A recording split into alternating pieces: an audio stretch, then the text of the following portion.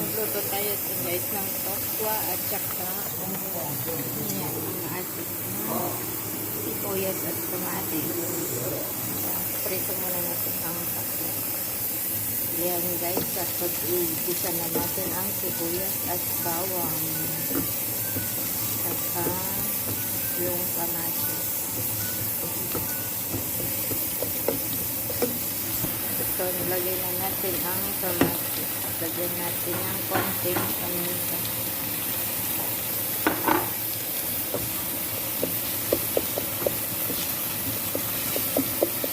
Ayan guys, nilagay na natin ang tokwa at saka yung upo.